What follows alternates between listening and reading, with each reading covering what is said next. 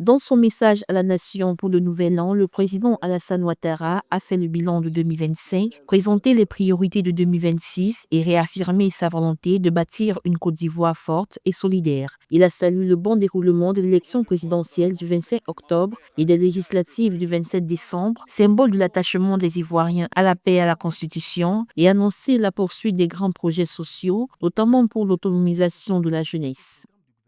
Afin de faire de la Côte d'Ivoire un modèle de transparence et de gouvernance en Afrique.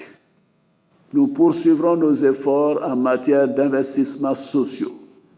Les jeunes et les femmes resteront bien évidemment au cœur de nos politiques publiques et en effet, leur formation, leur insertion professionnelle, leur créativité et leur engagement seront essentiels pour bâtir l'avenir.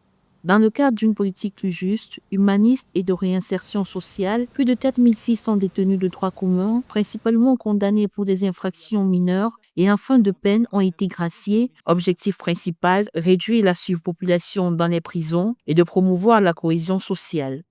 J'ai signé un décret de grâce collective pour 2000 détenus et un décret accordant une remise de peine à 2656 détenus dont le reliquat de la peine est inférieur ou égal à 36 mois.